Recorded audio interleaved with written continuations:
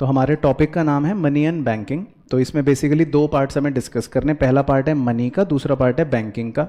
तो मनी के अंदर जो हमें बातें सिर्फ याद रखनी है वो रखनी है बेसिकली मनी की डेफिनेशन और मनी सप्लाई का कॉन्सेप्ट। हालांकि फिर भी किताब में हमको बार्टर सिस्टम के बारे में दे रखा है, तो वैसे ही बता देता हूँ ब्रीफ में। पुराने ज़माने में बार्टर सिस्टम चला करता था जिसमें गुड्स के बदले गुड्स को एक्सचेंज करा करते थे। फिर उसमें बहुत सारी समस्याएं होती थी, वो हमको एज सच तो नहीं पढ़नी, लेकिन फिर उन समस्याओं के समाधान के रूप में बेसिकली मनी धीरे धीरे इवॉल्व होके सामने आ गया। अब मनी जो है बेसिकली वो क्या होता है? मनी होता है कोई भी ऐसी चीज जिसको हम मीडियम ऑफ एक्सचेंज की तरह यूज कर सकते हैं और जिसको पूरी दुनिया एक्सेप्ट भी करती है और जिसमें हर चीज की वैल्यू को हम उसी की टर्म में मेजर करते हैं। तो जैसा कि आप आजकल देखते हो कि आपको कोई भी चीज खरीदनी है, बाजार जाना है, तो आप मनी देते हो और सामान खरीद लेते हो, और पूरी दुनिया के अंदर मनी जो है वो एक्सेप्टेबल है और इसको आप इजीली स्टोर भी कर सकते हो, यानी कि इससे आप वेल्थ को क्रिएट भी कर सकते हो और इससे आप किसी भी चीज की वैल्यू को मेजर भी कर सकते हो। तो ऐसे ही हर किसी भी चीज को मनी कहा जाता है। बाकी इसके अलावा फंक्शंस ऑफ मनी जो होते हैं वो हमको नहीं पढ़ने, यानी कि हमारे कोर्स का पार्ट वो नहीं है, इसीलिए उस पर आप ज़्यादा टेंशन ना लेना। अब जो हमारे लिए सबसे इंपॉर्टेंट और सबसे मेन चीज़ है वो है सिर्फ कि मनी सप्लाई क्या होता है। तो सबसे पहले चीज़ ये कि मनी सप्लाई का मतलब है कि कितना अमाउंट ऑफ मनी जो है वो हमारी पब्लिक के पास है, यानी लोगों के पास है at any given point of time. तो इसीलिए ये मनी सप्लाई का कॉन्सेप्ट एक स्टॉक कॉन्सेप्ट है। स्टॉक कॉन्सेप्ट का मतलब हो गया कि हम इसको मेजर करते हैं एक पर्टिकुलर पॉइंट ऑफ टाइम पर। तो ऐसा नहीं है कि ये फ्लो कॉन्सेप्ट है कि हम इसको पूरे साल भर के लिए देख रहे होते हैं, हम इसको किसी भी एक पर्टिकुलर पॉइंट ऑफ टाइम के लिए देख रहे होते हैं, तो इसीलिए इसको बोल दिया स्टॉक कॉन्सेप्ट। अब इसके अंदर एक इंपॉर्टेंट बात हमको ये ध्यान रखनी है कि जब हम मनी सप्लाई काउंट कर रहे होते हैं यहाँ पर पब्लिक के बारे में, तो टर्म पब्लिक का मतलब है कि आपके और मेरे जैसे जो प्राइवेट इंडिविजुअल्स हैं वो, और मान लेते हैं कोई जो बिजनेस फर्म्स ऑपरेट कर रही हैं इकोनॉमी में वो। लेकिन इसके अंदर दो लोगों को नहीं लेना होता या दो लोगों के पैसों को नहीं इंक्लूड करना होता, वो हमें ध्यान रखना है। कौन कौन? मतलब शॉर्ट टर्म में बोले या नॉर्मल वे में बोले तो एक तो बैंक्स का पैसा या बैंकिंग सिस्टम का पैसा और दूसरा गवर्नमेंट का पैसा या सरकार का पैसा। हमें इन दोनों के पैसे को कंसिडर नहीं करना पड़ता, क्योंकि ऐसा माना जाता है कि सरकार या जो हमारे बैंकिंग सिस्टम है देश के या आरबीआई कह लो, ये मनी के प्रोड्यूसर्स हैं। तो इनके पास जो भी पैसा होगा तो वो तो मनी की सप्लाई खुद ही कर रहे होंगे, वो तो बना रहे हैं पैसे को, तो इसीलिए उनके पैसे को हम मनी सप्लाई के अंदर कंसिडर नहीं करते। तो मनी सप्लाई का कॉन्सेप्ट सिर्फ किस पर एप्लीकेबल होता है? या तो लोगों पर, प्राइवेट इंडिविजुअल्स पर, या फिर किसी बिजनेस फर्म्स पे। अब मनी सप्लाई जो होता है उसके बेसिकली बहुत सारे मेजर्स होते हैं वैसे तो मेजर करने के, लेकिन हमारे कोर्स में सिर्फ एक ही मेजर हमको पढ़ना है, वो है M1, जिसकी परिभाषा वैसे आरबीआई ने हमको दे रखी है। तो मनी सप्लाई के M1 की परिभाषा के हिसाब से मनी सप्लाई के तीन मेन कंपोनेंट्स होते हैं। वो तीन मेन कंपोनेंट्स क्या क्या होते हैं? एक तो होता है करेंसी नोट्स या कॉइन्स जो लोगों के पास हैं। दूसरा हो गया जितने भी डिमांड डिपॉजिट्स हैं जो लोगों ने या बिजनेस फर्म्स ने बैंकों के अंदर, कमर्शियल बैंकों के अंदर कर रखे हैं। अब इसमें एक बड़ा ही अच्छा और इंटरेस्टिंग पॉइंट है, वो ये कि excluding inter bank deposit. Excluding inter bank deposit का मतलब ये होता है कि अगर मैं आईसीआईसीआई बैंक हूं और मैंने अपना कुछ डिपॉजिट दूसरे एचडीएफसी बैंक में रखवा रखा है, तो इस पैसे को हम काउंट नहीं करते, इस डिपॉजिट को हम काउंट नहीं करेंगे। तो हम सिर्फ किसका डिपॉजिट काउंट करते हैं? जो लोगों ने या बिजनेस फर्म्स ने बैंक के अंदर करवा रखा होता है। अब यहां पर भी क्लैरिटी दे रखी है बेसिकली आरबीआई ने कि ये जो हम डिमांड डिपॉजिट्स की बात कर रहे हैं, बड़े ध्यान से सुनना, इसमें कई बार वाद विवाद चलता है बाजार में। तो डिमांड डिपॉजिट्स के अंदर वैसे तो आमतौर पे दो तरह के डिपॉजिट्स मान लिए जाते हैं, एक होते हैं करंट अकाउंट डिपॉजिट और एक होते हैं सेविंग अकाउंट डिपॉजिट आमतौर पे। लेकिन M1 की परिभाषा में बिल्कुल स्पेसिफिक लिखा हुआ है कि सिर्फ हम करंट अकाउंट ही डिपॉजिट लेंगे। तो अकॉर्डिंग टू M1 परिभाषा, हम परिभाषा के हिसाब से M1 की सेविंग अकाउंट को कंसिडर नहीं करते, क्योंकि अगर हम सेविंग डिपॉजिट भी कंसिडर करना शुरू कर देंगे तो फिर वो M2 के अंदर आना शुरू हो जाएगा, जो हमारे कोर्स में नहीं होता बेसिकली, है ना। तो हम यही मान लेते हैं कि हमारे लिए डिमांड डिपॉजिट्स मतलब सीधा सीधा कौन से हो गए? जो पेबल ऑन डिमांड है या करंट अकाउंट के अंदर जो लोगों ने या बिजनेस हाउसेज ने पैसा अपना रख रखा है। इसके अलावा तीसरा और जो सबसे वाहियात कंपोनेंट होता है जो किसी काम का नहीं है, वो है अदर डिपॉजिट्स विद आरबीआई। कुछ एनबीएफसीज वगैरह होते हैं या कुछ और फाइनेंशियल इंस्टीट्यूशंस होते हैं जो अपना कुछ पैसा आरबीआई के पास रखते हैं, उसको हम अदर डिपॉजिट्स कहते हैं, तो वो हमारे लिए एज सच कोई ज़्यादा रेलिवेंट नहीं होते। तो बस मनी सप्लाई में आपको सिंपल सी क्या बात याद रखनी है या क्या बात पता होनी चाहिए कि M1 मेजर के हिसाब से मनी सप्लाई में क्या 3 कंपोनेंट्स आ गए, करेंसी नोट्स एंड कॉइन्स, दूसरा डिमांड डिपॉजिट्स और तीसरा अदर डिपॉजिट्स। डिमांड डिपॉजिट्स में एक बात याद रखनी है कि इसके अंदर हमको इंटर बैंक डिपॉजिट को कंसिडर नहीं करना। और ओवरऑल मनी सप्लाई की अगर हम बात कर लें तो मनी सप्लाई में किस बात का ध्यान रखना है कि ये एक स्टॉक कॉन्सेप्ट है, इसमें पब्लिक का पैसा काउंट होता है, पब्लिक में आप भी आ गए और बिजनेस फर्म्स भी आ गए, लेकिन इसमें सरकार का पैसा नहीं लेना और इसमें आरबीआई या बैंकिंग सिस्टम का पैसा काउंट नहीं करना क्योंकि वो मनी के प्रोड्यूसर्स हैं। सिंपल।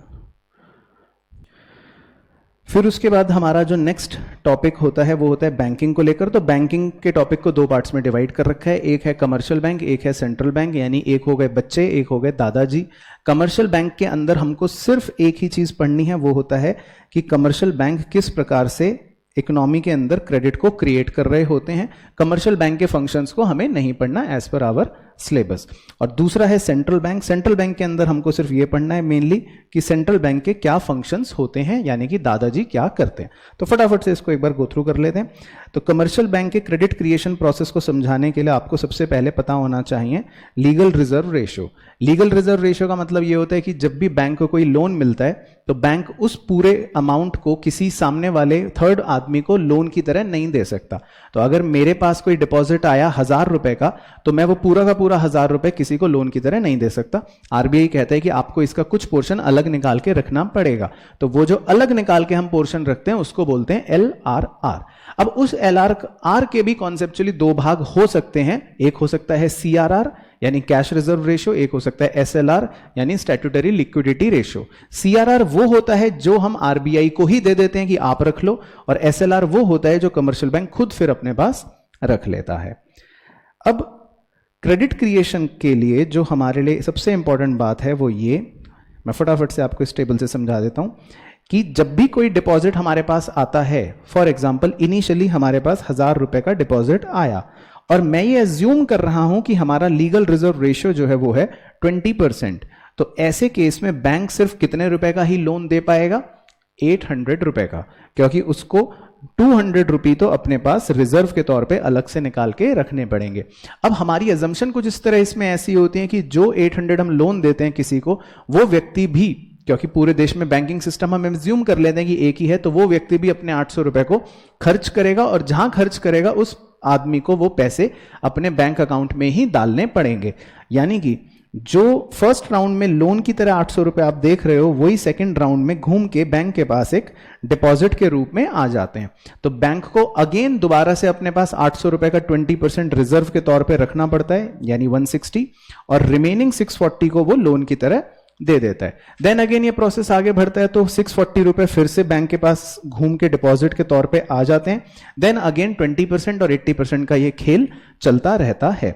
ये खेल फाइनली रुकता तब है जब हमारे रिजर्व्स का जो टोटल है वो हमारे इनिशियल डिपॉजिट के बराबर हो जाए। तो आप हरे रंग के एरो को ध्यान से देखना, तो जब रिजर्व का टोटल 1000 हो गया, यानी कि वो हमारे बिल्कुल इनिशियल डिपॉजिट के बराबर हो गया, तब ये पूरा खेल रुक जाता है। खेल के रुकने पर जब हम डिपॉजिट्स का टोटल करते हैं तो वो डिपॉजिट्स हमारे पास 1000 रुपए के बढ़कर 5000 हो चुके होते हैं, यानी कि मनी ने अपने आप को कितने गुना बना लिया? 5 टाइम्स। Very good. तो इसे बोलते हैं मनी मल्टीप्लायर। इसको निकालने का एक तरीका होता है 1/LRR। तो हमारे एजम्पशन में LRR 20% था, तो अगर हम इस फॉर्मूले से भी देखें तो हमारा आंसर कितना आ जाएगा? 5 टाइम्स। तो बेसिकली ये मनी मल्टीप्लायर का कॉन्सेप्ट हो गया, या इसी को हम क्रेडिट क्रिएशन भी कह देते हैं। तो ये था कमर्शियल बैंक की कहानी। और टोटल मनी क्रिएशन अगर हम निकालना चाहते हैं या इसका फॉर्मूला देखना चाहते हैं तो इसका फॉर्मूला बन जाता है इनिशियल डिपॉजिट इंटू 1/LRR। तो हमारे एग्जाम्पल में इनिशियल डिपॉजिट था 1000 रुपए का, और हमारा जो 1/LRR था वो था 20%। तो अगर हम इसको सॉल्व करेंगे तो सॉल्व करके हमारा टोटल डिपॉजिट 5000 आ जाएगा। तो बेसिकली फंडा ये है कि हमने जो फर्स्ट डिपॉजिट बैंक में डाला वो फर्स्ट डिपॉजिट कितने गुना हो गया? 5 टाइम्स। तो इसको बोलते हैं मनी मल्टीप्लायर। क्लियर यहां तक? फिर आपको पता होना चाहिए बेसिकली सेंट्रल बैंक के बारे में। तो सेंट्रल बैंक जो होता है वो किसी भी देश का सबसे बड़ा एपेक्स इंस्टीट्यूशन या कह लो कि मॉनेटरी सिस्टम का सबसे बड़ा बैंक होता है, सबसे बड़ा रेगुलेटर होता है। तो हमारे देश में वो है आरबीआई। तो जितने भी कमर्शियल बैंक हैं उन सारे कमर्शियल बैंकों को रेगुलेट कौन करेगा? आरबीआई करेगा। तो आरबीआई की बस हमको फंक्शंस के बारे में पता होना चाहिए। तो आई होप वो आपको पता होंगे। मैं फिर भी एक बार ब्रीफ में आपको फटाफट से दिखा देता हूं। एक होता है बैंक ऑफ इशू, यानी कि देश में जो भी करेंसी है वो कौन इशू करता है? सिर्फ आरबीआई। सोल अथॉरिटी किसके पास होती है? आरबीआई के पास। और यहां पर एक छोटा सा मिनिमम रिजर्व सिस्टम भी चल रहा होता है, यानी कि ऐसा नहीं है कि आरबीआई का जितना मन करा उतना नोट छाप देगा। उसको कुछ ना कुछ मिनिमम रिजर्व ऑफ गोल्ड अपने पास या फॉरेन एक्सचेंज अपने पास रखना पड़ता है, उसी के अगेंस्ट वो प्रिंटिंग ऑफ नोट्स कर सकता है। दूसरा फंक्शन होता है आरबीआई का कि ये बैंकर भी है, ये एजेंट भी है, ये एडवाइजर भी है। किसका? सरकार का। तो ये सरकार के बैंकर की तरह काम भी करेगा, ये सरकार के एजेंट की तरह काम भी करेगा और सरकार को समय समय पर ये एडवाइस भी दे देता है। तीसरा फंक्शन होता है आरबीआई का custodian of cash reserve of commercial banks. तो थोड़ी देर पहले ही हमने डिस्कस करा था कि कमर्शियल बैंकों के पास जो भी पैसा होता है एलआरआर वाला, उसमें से वो कुछ पोर्शन सीआरआर वाला आरबीआई को देते हैं, तो आरबीआई उसको संभाल के रखता है। और चौथा फंक्शन आरबीआई का ये कि आरबीआई के पास देश का जितना भी रिजर्व है इंटरनेशनल करेंसी वाला, यानी जितने भी डॉलर्स हो गए, जितने भी पाउंड्स हो गए, या जो भी आप फॉरेन करेंसी सोच सकते हो, वो सारी की सारी कौन संभाल के रखता है अपने पास? आरबीआई रखता है। पांचवा फंक्शन हो गया कि कभी कमर्शियल बैंक किसी मुसीबत में हो और उसको कहीं से भी पैसे ना मिल पाए, तो उस आखिरी सिचुएशन में कमर्शियल बैंक को कौन लोन दे देता है? आरबीआई। उसको हम कह देते हैं लेंडर ऑफ लास्ट रिजॉर्ट। इसके अलावा जितने भी कमर्शियल बैंक हैं उन सारे कमर्शियल बैंकों के बीच में हमें कुछ क्लियरेंसेस करवाने पड़ते हैं, क्योंकि आप मुझे आईसीआईसीआई बैंक का चेक देते हो, मैं अपने पंजाब नेशनल बैंक में उस चेक को डालूंगा, तो कई बार दो बैंकों के बीच में आपसी लेन देन क्रिएट हो जाता है। तो आरबीआई उन सारे आपसी लेन देन को सारे कमर्शियल बैंकों के क्लियर करवा देती है। तो इस फंक्शन को कहते हैं आरबीआई का क्लियरिंग हाउस फंक्शन या बैंक ऑफ सेंट्रल क्लियरेंस। पर जो सबसे इंपॉर्टेंट फंक्शन है आरबीआई का, जो आपको अच्छे से पता होना चाहिए, वो ये कि साहब आरबीआई जो है वो मनी को क्या करते हैं? कंट्रोल करते हैं। तो आरबीआई जब चाहे लगाम कस सकते हैं और जब चाहे लगाम ढीली छोड़ सकते हैं, यानी कि जब चाहे वो इकोनॉमी में पैसे के फ्लो को बढ़ा सकते हैं और जब चाहे पैसे के फ्लो को कम कर सकते हैं। तो इस आरबीआई की टैक्टिक्स को बहुत से लोग मॉनेटरी पॉलिसी भी कह देते हैं। तो आमतौर पे दादाजी ये पॉलिसी इन्फ्लेशनरी या डिफ्लेशनरी सिचुएशंस को कंट्रोल करने के लिए इकोनॉमी के अंदर कर रहे होते हैं। अगर बहुत ज्यादा इन्फ्लेशन हो गया तो दादाजी थोड़ा सा पैसों को लगाम लगा लेंगे, यानी कि कंट्रोल कर लेंगे, और बहुत ज्यादा डिफ्लेशन हो गया तो थोड़ा सा रिलीज कर देंगे, तो इकोनॉमी के अंदर पैसा जो है वो बढ़ जाएगा। तो आपको पता होने चाहिए कि दादाजी के ऐसे कौन से हथकंडे हैं। तो उन हथकंडों को दो मेन कैटेगरीज में डिवाइड करा जाता है, एक होता है क्वांटिटेटिव, एक होता है क्वालिटेटिव। क्वांटिटेटिव के अंदर वो सारे फैक्टर्स आते हैं जो सारे के सारे ही बैंकों पर एप्लीकेबल होते हैं, और क्वालिटेटिव के अंदर वो वाले फैक्टर्स आते हैं जो कुछ स्पेसिफिक बैंकों के लिए ही एप्लीकेबल होते हैं। अब क्वांटिटेटिव कौन कौन से हो सकते हैं? आई होप आपको याद होंगे। Number 1 bank rate. तो बैंक रेट का मतलब है कि अगर कमर्शियल बैंक ने आरबीआई से कोई लॉन्ग टर्म लोन लिया तो उसके बदले में वो उसको इंटरेस्ट पे करेगा, उसको हम बोलते हैं बैंक रेट। आपको बस सिंपल बात ये पता होनी चाहिए कि अगर इन्फ्लेशन चल रहा है तो आरबीआई इस बैंक रेट को क्या करता है? बढ़ा देता है, तो उससे मनी सप्लाई कहीं ना कहीं कंट्रोल हो जाता है। दूसरा होता है इसी तरह रेपो रेट। रेपो रेट भी सेम कमर्शियल बैंक के लोन लेने वाले रेट को ही कहते हैं, बस फर्क यह है कि वो सिर्फ शॉर्ट टर्म के लिए लोन ले रहा होता है। तो इसमें भी आरबीआई अगर इन्फ्लेशन चल रहा होता है तो रेपो रेट को क्या करता है? बढ़ा देता है। इसी तरह तीसरा होता है reverse repo rate. Reverse repo rate का मतलब होता है कि कई बार कमर्शियल बैंक भी आरबीआई को पैसा देते हैं, यानी कि अपना पैसा इन्वेस्ट करते हैं, तो बदले में इस बार आरबीआई कमर्शियल बैंकों को रेट ऑफ इंटरेस्ट पे करता है, उसको हम बोलते हैं रिवर्स रेपो रेट। इसमें आपको मजेदार बात ये याद रखनी कि अगर इन्फ्लेशन चल रहा होता है तो आरबीआई इसको भी इंक्रीज ही कर देता है। तो रेपो और रिवर्स रेपो के बीच में ध्यान रखना एक तरह से डायरेक्ट ही रिलेशन है। रेपो बढ़ेगा तो रिवर्स रेपो भी बढ़ेगा, रेपो घटेगा तो रिवर्स रेपो भी घटेगा।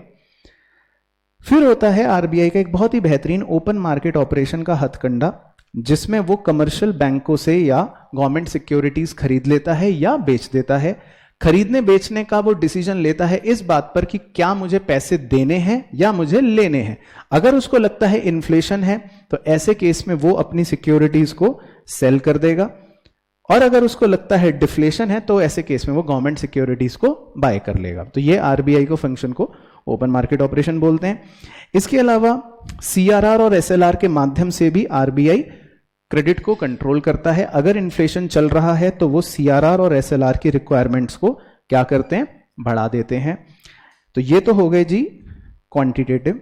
क्वालिटेटिव में 3 या 2 ही कह लो आपके लिए इंपॉर्टेंट है। एक होता है मार्जिन रिक्वायरमेंट और एक होता है मॉरल सुएशन।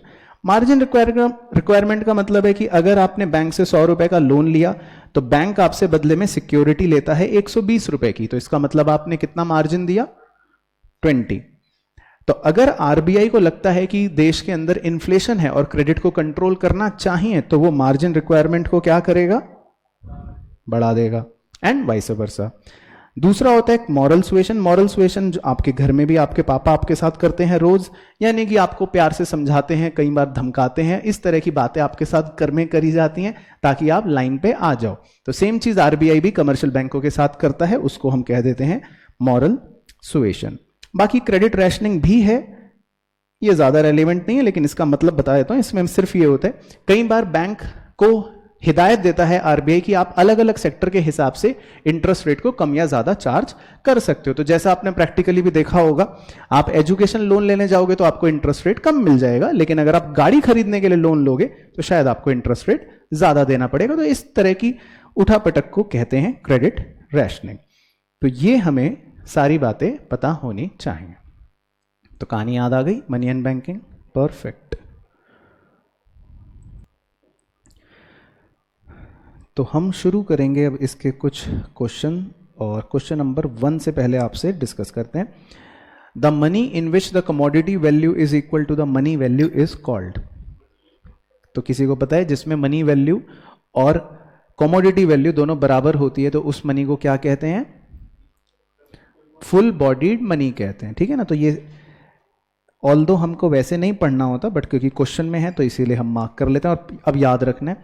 तो फुल बॉडीड मनी का मतलब होता है कि जैसे आपका ये 2 रुपए का सिक्का है फॉर एग्जाम्पल, तो ये किसी ना किसी धातु से बनता है। धातु का मतलब समझ गए, कुछ ना कुछ तो होता है ना, मेटल हो गया। तो अगर आप उस धातु को पिघला देते हो और उसको बाजार में बेचने जाते हो तो आपको 2 ही रुपए मिलेंगे एग्जैक्ट। तो कई बार ऐसा होता है कि जो मनी वैल्यू है उस धातु की वही सेम वैल्यू है कमोडिटी की भी। तो इस तरह के मनी को फुल बॉडीड मनी कहते हैं। दूसरा है जी question, what is the thing which is generally accepted by everyone, money, perfect. तो मनी ही एक ऐसी चीज है जो मीडियम ऑफ एक्सचेंज की तरह जनरली एक्सेप्टेड है। इसके बाद question number 3, M1 and M2 makes up. तो हालांकि M2 वैसे नहीं पता होना चाहिए, लेकिन वैसे हम M1 की बात करें तो M1 क्या होता है, नैरो मनी, बिल्कुल सही। क्योंकि M1 और M2 जो है वो छोटे मनी सप्लाई के मेजर्स हैं, यानी कि जिसमें हम सारे डिपॉजिट्स कंसिडर नहीं करते, हम फिक्स डिपॉजिट को उसमें कंसिडर नहीं करते, इसीलिए वो नैरो मनी सप्लाई के कॉन्सेप्ट होते हैं। उसके बाद है जी question number 4, what is the reserve deposit ratio. तो मारो तुक्का, रिजर्व डिपॉजिट रेशियो। तो रिजर्व डिपॉजिट रेशियो के लिए ऑप्शंस दे रहा है आपको कि भाई नन, या फिर B proportion of total deposits commercial bank keep as reserve, या C proportion of money RBI lends to the commercial bank, या D the total proportion of money that commercial bank lend to the customer. कौन सा सही लग रहा है, B Bombay, क्योंकि reserve deposit ratio जो है वो बेसिकली एलआरआर का ही कह सकते हो आप, एक दूसरा वर्जन होता है बेसिकली, कि भाई कमर्शियल बैंकों को अपने डिपॉजिट्स में से कुछ पोर्शन जो है वो रिजर्व के तौर पे अलग करना पड़ता है। तो जो एलआरआर का कॉन्सेप्ट होता है उसी को आरडीआर भी कहते थे पुराने जमाने में, या मतलब आज भी कह देते हैं। चलो क्वेश्चन नंबर है जी 5। तो 5 जो है वो वैसे अब आपके लिए रेलिवेंट नहीं है, क्योंकि ये पहले पुराने जमाने में हमारे कोर्स का पार्ट होता था, अभी नहीं है। The narrow definition of money is not based on, तो इसको हम स्किप कर देते हैं, इसको छोड़ो, है ना, वो पहले होते थे। तो leave this question. Question number 6, ये है आपके मुद्दे का। One of the various quantitative instruments used by the central bank during deflation. अगर डिफ्लेशन चल रहा है, अभी अभी हम चर्चा कर ही रहे थे, तो डिफ्लेशन चलने के टाइम पर क्वांटिटेटिव इंस्ट्रूमेंट आरबीआई क्या अपना सकती है, बताइए। जब डिफ्लेशन होता है तो आरबीआई चाहती है कि लोगों के पास ज्यादा पैसे पहुंच जाएं, तो उसके लिए वो लोगों से या ओपन मार्केट से सिक्योरिटीज खरीद लेगी। क्या कर लेगी? खरीद लेगी, क्योंकि जब वो सिक्योरिटी खरीदेगी तभी लोगों को पैसे देगी। तो इसका सही आंसर है जी बाय गवर्नमेंट सिक्योरिटीज। इसके बाद question number 7, which of the following is a commercial bank. कौन सा है कमर्शियल बैंक इसमें से? एसबीआई है ना, सिंपल है, स्टेट बैंक ऑफ इंडिया, क्योंकि ये एक कमर्शियल बैंक है या प्रॉफिट के लिए काम करने वाला बैंक है।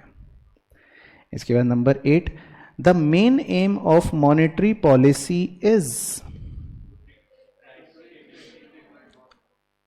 अब मॉनेटरी पॉलिसी कौन सी होती है? आरबीआई वाली होती है। अब उसका मेन उद्देश्य क्या होता है कि हाँ, कि इकोनॉमी में इन्फ्लेशन और डिफ्लेशन ज्यादा नहीं होना चाहिए। तो इसका मतलब सीधा सीधा क्या बन गया? To bring price stability in the economy. क्योंकि बहुत ज्यादा इन्फ्लेशन होगा तो भी आरबीआई स्टेप्स उठाता है, बहुत ज्यादा डिफ्लेशन होगा तो भी आरबीआई स्टेप्स उठाता है। तो इसलिए इसका अल्टीमेटली क्या बन गया मतलब मोटिव? प्राइस स्टेबिलिटी लेकर आना। उसके बाद 9th, one of the functions of central bank among the following is. Central bank जो है उसका क्या फंक्शन है? तो फंक्शंस अभी हमने लिस्ट पढ़ी थी, तो उसमें एक आया था बैंकर टू द गवर्नमेंट, पढ़ा था ना, banker agent adviser to the government. तो क्या फंक्शन हमने पढ़ा है कि ये गवर्नमेंट का क्या होता है? बैंक होता है। फॉरेन एक्सचेंज का मैडम बैंक नहीं होता जी, फॉरेन एक्सचेंज का तो ये कस्टोडियन होता है। आप आरबीआई के पास जाके ये नहीं कह सकते भैया भैया $2 देना, ये लो मैं 150 रुपये लाई हूं। तो आरबीआई जो है वो फॉरेन एक्सचेंज का बैंक नहीं है, फॉरेन एक्सचेंज का कस्टोडियन है, वो संभाल के रखता है। उसके पास बहुत बड़ा बक्सा है जिसमें वो देश का फॉरेन एक्सचेंज रखता है ना। उसके बाद है जी नेक्स्ट क्वेश्चन नंबर 10, जो बच्चे बताएंगे, कैलकुलेट मनी मल्टीप्लायर। एलआरआर है 10%, तो कितना आएगा? 10 टाइम्स। ठीक है, बिल्कुल सही। तो मनी मल्टीप्लायर जो है वो आ जाएगा आपका 10 टाइम्स। ठीक है, 1/LRR सॉल्व कर लोगे आप फटाफट, तो ये सॉल्व करके आपका आंसर आ जाएगा 10। चलो अब आएंगे जी मज़ेदार चटपटे सवाल। क्वेश्चन नंबर 11, असर्शन कह रहा है it is convenient to store value in terms of money because the value of money does not remain relatively stable compare to other commodities. Okay, तो बच्चे कह रहे हैं कि ये तो बात ठीक है असर्शन की, लेकिन ये फॉल्स है। क्यों फॉल्स है? क्योंकि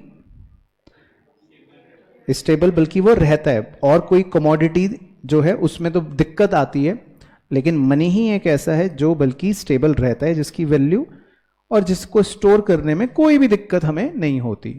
तो इसीलिए रीजन जो उसने दे रखा है स्टेटमेंट वो गलत दे रखा है। तो 12 है आपका होमवर्क। उसके बाद 13, CC economy is an economy not dominated by the barter system of exchange because reason CC economy is one in which commodities are exchanged for commodities or in which goods are exchanged for goods. तो option कौन सा mark करें? ए false है, मतलब assertion गलत है, क्योंकि CC economy तो डोमिनेट ही बार्टर सिस्टम ने करा था, क्योंकि सीसी इकोनॉमी का मतलब ही होता है कमोडिटी टू कमोडिटी इकोनॉमी। तो इसका मतलब एसर्शन गलत हो गया। तो कौन सा ऑप्शन बन जाएगा? D for donkey. और रीजन में जो लिखी हुई है स्टेटमेंट वो सही लिखी है कि CC economy is one in which commodities are exchange for commodities, है ना, बेसिक पॉइंट है। तो इसके बाद क्वेश्चन नंबर 14, 14 में लिखा है assertion loans are reflected as banks demand deposits in the form of secondary deposits. Reason, because loans are never given by way of cash to the borrower, they are only reflected in the checkable account of the borrower. सही है, मान लिया तुक्का। तो loans जो हैं वो reflect हो रहे हैं बैंक के डिमांड डिपॉजिट में in the form of secondary deposit. तो मतलब ये बिल्कुल सही बात है, क्योंकि जो भी हम लोन देते हैं उसको हम एक सेकेंडरी डिपॉजिट ही कह रहे होते हैं, है ना। प्राइमरी डिपॉजिट तो वो हो गया जो हमारे पास पैसा आया, और सेकेंडरी डिपॉजिट हम मानते हैं जो हम लोन दे रहे हैं, क्योंकि किसी को लोन देना तो ऐसा मतलब नहीं होता कि बैंक अपनी जेब से कोई पैसे निकाल के दे रहा है, ये लो लोन ले लो। लोन का मतलब क्या होता है, वो आपके अकाउंट में उतने रुपए डिपॉजिट कर देता है, तो that is a secondary deposit.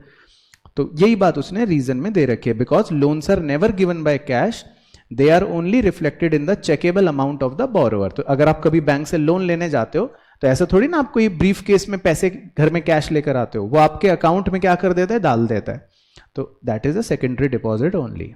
तो सही आंसर हो गया ऑप्शन नंबर ए। इसके बाद है जी क्वेश्चन नंबर 15। पढ़ लिया 15। Accounting has not become simple and easy, और उसका रीजन बता रहा है because introduction has money removed the difficulty, now each good is value in terms of money. ये वो क्यों, क्योंकि हाँ, क्योंकि असर्शन गलत है, क्योंकि मनी के आने से तो अब अकाउंटिंग सब बहुत ज़्यादा सिंपल और आसान हो गई है, क्योंकि अब हर चीज़ को हम मनी के टर्म्स में वैल्यू कर लेते हैं। तो असर्शन जो है वो उसने गलत दे दिया है, तो यानी कि ऑप्शन नंबर डी। इसके बाद क्वेश्चन नंबर 16 आपका होमवर्क है। क्वेश्चन नंबर 17 आपका होमवर्क है। Question number 18। assertion money held by the government is not part of stock of money held by people। कह रहे सरकार के पैसे को हम स्टॉक ऑफ मनी नहीं मानेंगे, तो ये तो ठीक है। और इसका रीजन कह रहा है because the government and the banking system जो है आर द सप्लायर्स और producers of money. A both are true, सही, ठीक है बिल्कुल। तो यही बात है, परफेक्ट। उसके बाद है जी क्वेश्चन नंबर 19। असर्शन में कह रहा है money as a medium of exchange was invented to overcome the problem of double coincidence of wants, और रीजन कह रहा है because under the barter system of exchange not remains extremely limited. क्यों, क्योंकि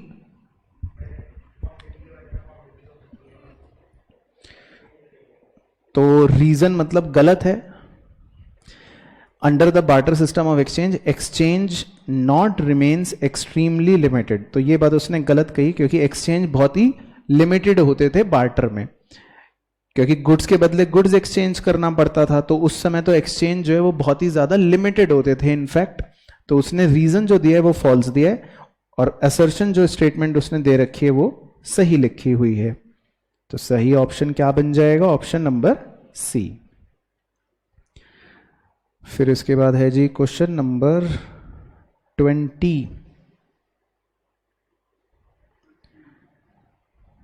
assertion only net demand deposits are taken as part of money supply, और उसका वो reason दे रहा है because inter banking claims are a part of demand deposits of public people. तो net demand deposits का मतलब आप समझे क्या हो गया? हाँ, very good. Net demand deposits का मतलब है कि इंटर बैंक डिपॉजिट्स हटा के, जो हमने अभी अभी एक चर्चा करी थी कि जब हम इंटर बैंक डिपॉजिट्स को हटा देते हैं उसको बोलते हैं नेट डिमांड डिपॉजिट। तो असर्शन तो ट्रू है कि ओनली नेट डिमांड डिपॉजिट्स को लेना चाहिए, और उसका वो रीजन दे रहा है इंटर बैंकिंग क्लेम्स यानी वही deposits are part of demand deposits of people. तो ये तो गलत हो गया, इंटर बैंक डिपॉजिट्स जो हैं ये तो बल्कि पार्ट नहीं होते, ये स्टेटमेंट तो गलत हो गया। तो सही ऑप्शन क्या बन गया? सी। चलो इसके बाद जी 21 आपका होमवर्क है। 22 पढ़ लेते हैं। 22 में लिखा है the collection of statistics is useful in making policies and plans of growth and development, or reason because central bank collects statistical information relating to banking, currency and foreign exchange. क्यों?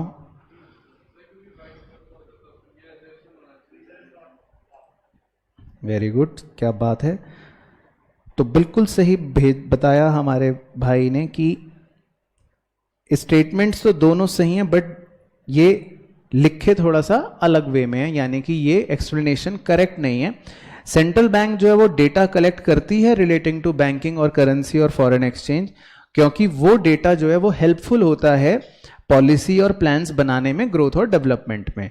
तो अगर रीजन वाला statement assertion दिया होता और assertion वाला statement reason दिया होता तो ये सही बनती कहानी, लेकिन उसने उल्टा लिखा हुआ है। स्टेटमेंट दोनों ट्रू हैं, लेकिन उसने लिखे हुए जो हैं वो उल्टे लिख रखे हैं, ठीक है ना। तो सही आंसर हो गया ऑप्शन नंबर बी, बिल्कुल। उसके बाद चलो 23 देखते हैं, किसको पता हो अगर। अलग question, fiat money includes all the coins and notes issued by RBI, और उसका वो रीजन दे रहा है because fiat money is accepted by means of payment on the basis of trust. तो एक छोटा सा पॉइंट है, हमने पहले एक बार कभी डिस्कस करा होगा कि फिएट मनी तो वो होता है जो सरकार के या आरबीआई के ऑर्डर से इशू होता है। तो फर्स्ट स्टेटमेंट में जो लिखा है कि fiat money includes coins and notes issued by RBI, तो ये स्टेटमेंट तो ट्रू हो गया।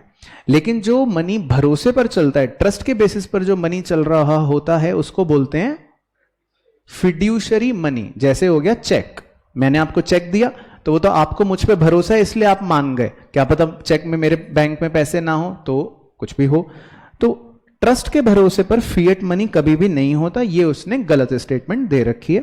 ट्रस्ट के बेसिस पर जो मनी होता है उसको हम फिड्यूशरी मनी कहते हैं, ना कि फिएट मनी कहते हैं। तो रीजन वाला स्टेटमेंट जो है वो रॉन्ग है।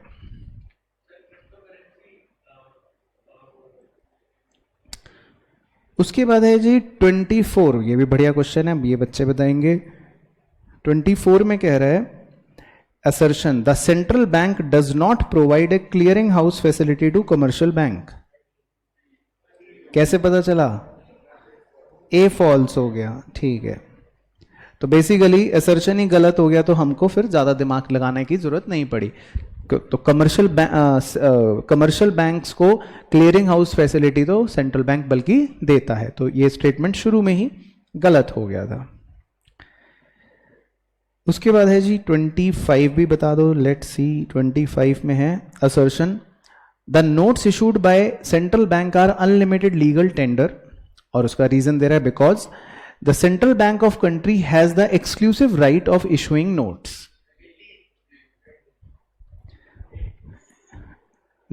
तो डी क्यों कह रहे हो?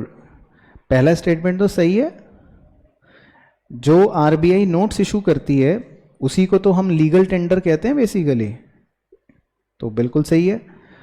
और इसका रीजन भी बिल्कुल सही है, क्योंकि जो सेंट्रल बैंक होता है देश का, उसके पास राइट होता है, एक्सक्लूसिव राइट होता है नोट्स को इशू करने का। तो बिल्कुल सही ऑप्शन है ए।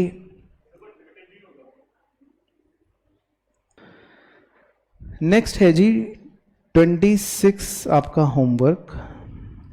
उसके बाद है 27 भी आपका होमवर्क। 28, चलो 28 कर लेते हैं। Central bank accept deposit from commercial bank and advance loans to them, और reason because central bank deals with the general public. तो सिंपल हो गया, तो क्योंकि रीजन का गलत ही है, सेंट्रल बैंक जो है वो जनरल पब्लिक के साथ तो डील नहीं करती। तो ऑप्शन नंबर सी, हाँ कमर्शियल बैंकों को वो लोन देती है, कमर्शियल बैंकों से वो लोन लेती है, वो ठीक था। उसके बाद क्वेश्चन नंबर चलो 29 भी बता दो। 29 में कह रहा है the central bank is an apex bank that controls the entire banking system of a country, और reason because it is not the sole agency of note issuing and controls the supply of money in the economy.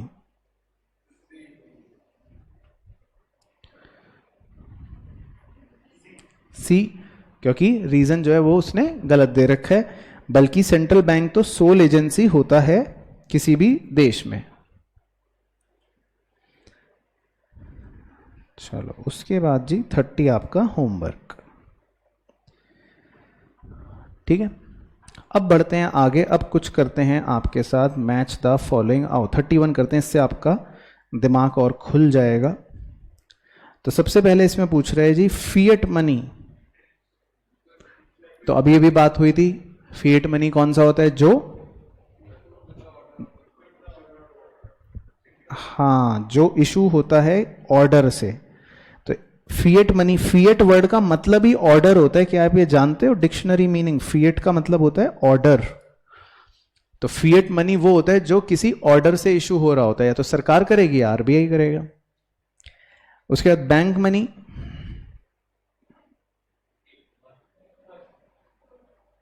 अब जैसे मान लो आपको confusion है तो इसको छोड़ दो, थर्ड कर लेते हैं पहले।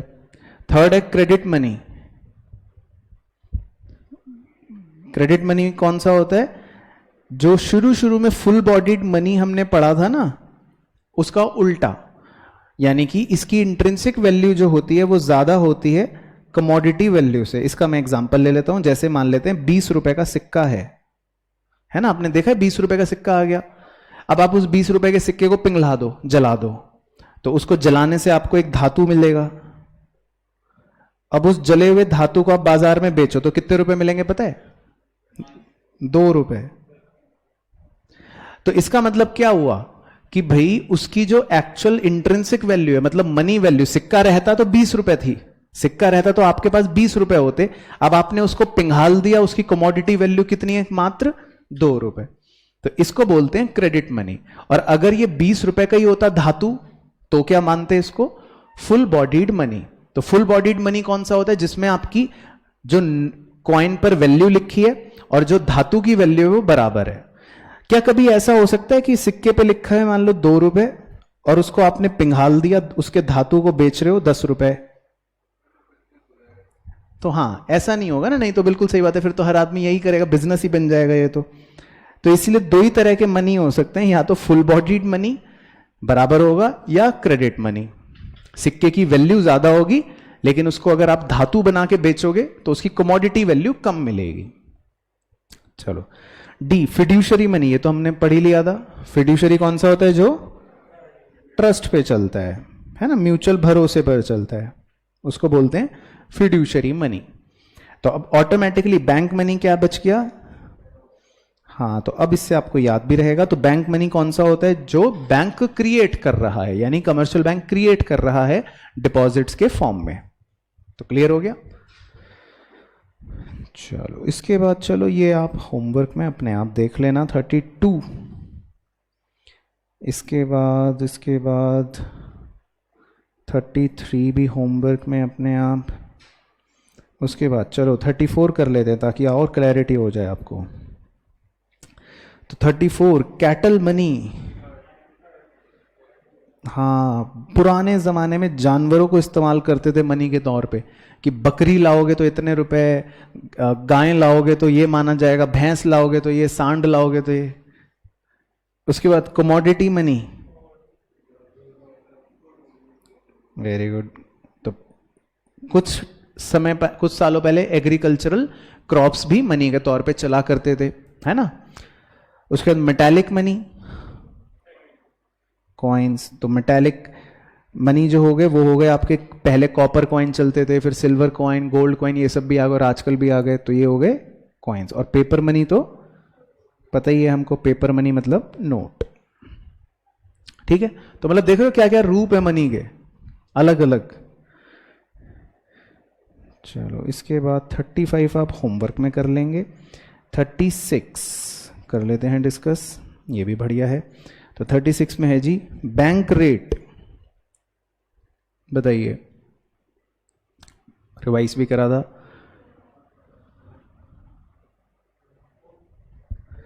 बैंक रेट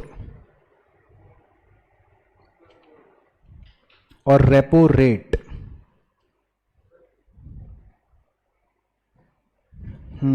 तो बस आओ इसी बहाने नॉलेज बढ़ाते हैं आपकी। अब बैंक रेट और रेपो रेट हैं तो दोनों एक ही थाली के चिट्टे बिट्टे, है ना। तो ये तो आपको पता था कि भाई लॉन्ग टर्म के लिए ले रहे हैं तो बैंक रेट, शॉर्ट टर्म के लिए ले रहे हैं तो रेपो रेट। लेकिन जो बैंक रेट होता है तो उसमें आरबीआई जो है वो सिक्योरिटी नहीं मांगता।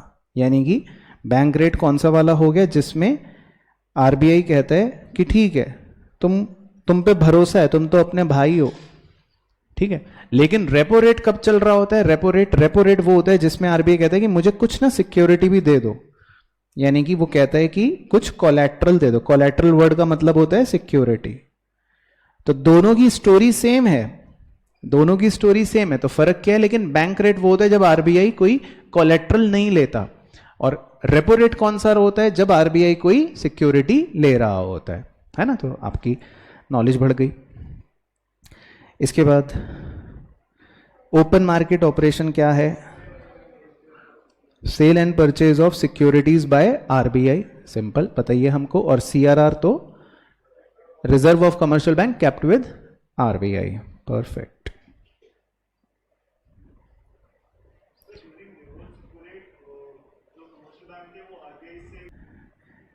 चलो उसके बाद है 37, ये भी कर लेते हैं, अच्छा है। आइए तो 37 में नंबर 1 बैंकर्स बैंक। इस लाइन से आप क्या समझ रहे हो कि हम कह रहे हैं आरबीआई जो है वो बैंकर्स बैंक होता है? Very good, head of banking system है ना, दादा होता है सबका। कंट्रोलर ऑफ क्रेडिट, एक्सपेंशन और कॉन्ट्रैक्शन ऑफ मनी सप्लाई, कि वो पैसे को रोक सकता है, बढ़ा सकता है। Bank of issue, printing notes, क्योंकि आरबीआई प्रिंट करता है नोट्स, वेरी गुड, सही। और lender of last resort, saviour during emergency, कोई इमरजेंसी आ गई तो दादाजी मदद कर देंगे, परफेक्ट। उसके बाद 38 भी कर लेते हैं, मैच द फॉलोइंग एक बार, ये भी बढ़िया है। इसके बाद ए मॉरल सुएशन, वेरी गुड, आप पे दबाव डाला जाता है। मार्जिन रिक्वायरमेंट, वेरी गुड, ये भी हमने भी पढ़ा था कि लोन और सिक्योरिटी वैल्यू का जो डिफरेंस होता है। Rationing of credit, fixation of credit quota, तो आरबीआई कई बार कमर्शियल बैंक को एक लिमिट लगा देता है कि तुम बहुत ज्यादा लोन दे रहे हो एजुकेशन सेक्टर में तो इससे ज्यादा नहीं दोगे, बिल्कुल सही। और ओपन मार्केट ऑपरेशन तो पता ही है, sale and purchase of security, ठीक है, सही। चलो तो मैच द फॉलोइंग, ये वाला आप छोड़ देना 39, ये कमर्शियल बैंक के फंक्शन पर आधारित है। और 40 आपका होमवर्क। चलो अब जो है कुछ इस प्रकार के केस स्टडी क्वेश्चन जो है वो हमारे बीच या हमारे एग्जाम में आ सकते हैं। अब केस स्टडी के अंदर आपको, क्योंकि ये टॉपिक से ही रिलेटेड है तो जरूरी नहीं है कि पूरी स्टडी पढ़नी हो, हम सीधा क्वेश्चन पे भी आ सकते हैं, क्योंकि हमारे पास तो नॉलेज है, हमको पढ़ के करना क्या है, हमको तो ऑलरेडी पता ही है सारा, तो हम सीधा क्वेश्चन ही देखते हैं कि वो क्या कह रहा है ना। तो क्योंकि हमें तो सब आता है, तो उसके पैराग्राफ, ये तो इंग्लिश का पेपर होता तब हम पढ़ते, क्योंकि उसमें तो अनसीन पैसेज आता है ना। यहाँ पे अनसीन पैसेज थोड़ी ना, यहाँ पे तो सीन ही सीन है, 100 बार सीन कर रखा है हमने, तो हम सीधा क्वेश्चन पढ़ लेते हैं कि वो क्या कह रहा है। When commercial bank create credit on the basis of deposit and reserves, तो क्या होता है जब कमर्शियल बैंक कह रहा है क्रेडिट क्रिएट कर रहा है डिपॉजिट्स और रिजर्व के बदले में, तो उसको आप क्या टर्मिनोलॉजी दोगे? क्रिएट मनी, बिल्कुल सही। तो कमर्शियल बैंक के, बल्कि इसीलिए प्रोसेस को हम मनी क्रिएशन भी कहते हैं कि मनी क्रिएट कर रहा है। फिर number 2, the supply of currency in India is govern by, supply जो है वो उसको गवर्न कौन करता है? आरबीआई, बिल्कुल सही। उसके बाद number 3, RBI maintain gold and foreign security at minimum level, मैंने अभी आपको ये रिवीजन में बताया भी था। तो under dash system such level is maintained, हाँ, तो एक सिस्टम होता है मिनिमम रिजर्व सिस्टम की आरबीआई अगर कोई करेंसी इशू कर रहा है तो ऐसे नहीं कि कितना मर्जी भी कर देगा, उसको कुछ मिनिमम अपने पास गोल्ड और फॉरेन एक्सचेंज के रिजर्व को रखना पड़ता है और इसी को नाम देते हैं मिनिमम रिजर्व सिस्टम। परफेक्ट। और number 4, all the types of currencies are not issued by a single authority dash issue all coins and 1 rupee paper notes। तो 1 रुपए, वेरी गुड, है ना, गवर्नमेंट ऑफ इंडिया या फाइनेंस मिनिस्ट्री जो भी दिया होता।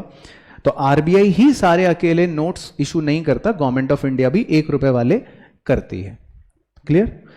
तो बस देखो, हमें पैराग्राफ पढ़ने की जरूरत ही नहीं पड़ी, हमें ऑलरेडी चारों क्वेश्चन के बारे में नॉलेज थी। एक और कर लेते हैं, ये आप होमवर्क में करना, और ये भी आप होमवर्क में करना, और 44 वाला आप स्किप कर देना, ये अब आपको नहीं करना क्योंकि इसमें स्टैटिक और डायनामिक फंक्शंस जो हैं वो अब हट गए हैं हमारे, वो अब इसीलिए आप इसको स्किप कर सकते हो। और 45 भी आप स्किप कर देना, ये भी हमारे अब हट गया है बार्टर से, तो मैं इसको भी हटा देता हूँ। बाकी 46 हम कर लेते हैं डिस्कस आपके साथ। तो 46 की जो स्टोरी है वो हम छोड़ देते हैं क्योंकि सेंट्रल बैंक के बारे में हमें सब कुछ पता ही है, तो हम सीधा क्वेश्चन देखते हैं कि वो क्या कह रहा है। तो question number 1, dash is the percentage of deposits that any commercial bank has to maintain with central bank। तो उसको क्या टर्मिनोलॉजी कहते हैं कि डिपॉजिट्स का कुछ प्रतिशत आपको सेंट्रल बैंक के साथ मेंटेन करना है, तो क्या बोलेंगे? हाँ, मतलब वैसे तो कैश रिजर्व बोलेंगे, लेकिन अब वो तो नहीं दे रखा ऑप्शन में, तो क्या बोल देंगे?